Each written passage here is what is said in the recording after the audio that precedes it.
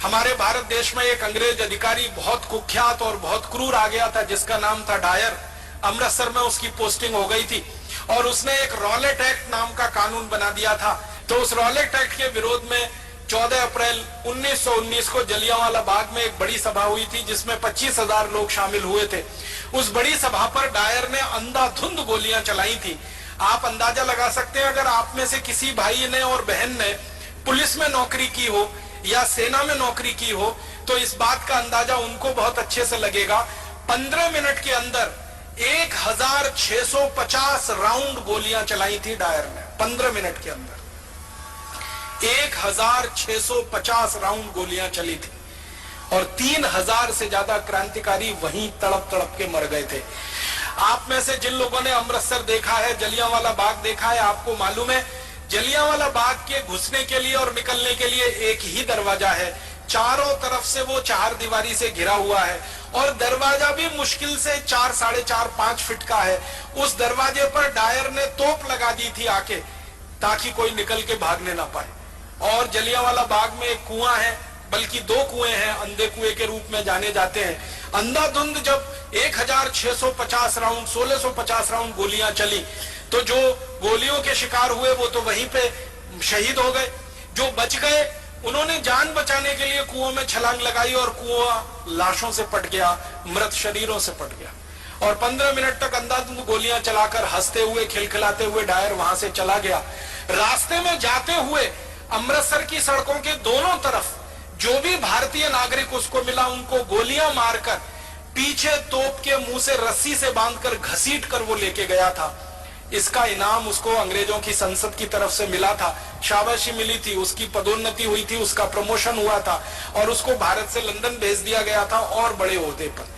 ऊधम सिंह उसी हत्याकांड के समय लोगों के बीच में शामिल थे और आप जानते हैं कि उनकी उम्र मुश्किल से उस समय 11-12 साल की हुआ करती थी। तो उस हत्याकांड के समय जब वो शामिल थे और उन्होंने अपनी आंखों से देखा, तो उन्होंने संकल्प लिया था और संकल्प उनका यह था कि जिस डायर ने क्रूरता के साथ मेरे देश के नागरिकों की हत्या की है, इस डायर को मैं नहीं छोड़ूंगा। यह मेरे जीवन का आखिरी संकल्प है। और इस संकल्प को पूरा करने के लिए आपको एक बात और मालूम है शहीद आजम ऊधम सिंह की, कि घर से एकदम गरीब थे, माता पिता का साया उठ चुका था, अनाथ आश्रम में बड़े हुए थे पलकर। माता पिता साथ में नहीं थे, दोनों मर चुके थे। बड़े भाई थे, उनकी मृत्यु हो चुकी थी किसी बीमारी से। अपने परिवार में वो अकेले रह गए थे और उनके पास आर्थिक संसाधन कुछ नहीं थे। तो जब उन्होंने योजना बनाई डायर को मारने की, संकल्प पहले ले लिया और योजना बनाई, तो लंदन जाना है, लंदन जाने के लिए पैसे चाहिए, पैसे कहां से आएंगे? तो उन्होंने तय किया कि मैं किसी के सामने हाथ फैलाऊं, उससे अच्छा है मैं मेहनत मजदूरी करके पैसे कमाऊं। तो उन्होंने कारपेंटरी का काम सीखा, ये लकड़ी का काम जिसको हम कहते हैं, और लकड़ी का काम करते करते इतने पैसे जमा किए कि अमेरिका गए, फिर अमेरिका से लंदन पहुंच गए। लंदन पहुंच के फिर एक होटल में काम किया पानी पिलाने का, ताकि कुछ पैसे इकट्ठे हों और बंदूक खरीदी जा सके, पिस्तौल खरीदी जा सके। और ये सब काम करते करते शहीद आजम ऊधम सिंह को आप जानते हैं 21 साल लग गए।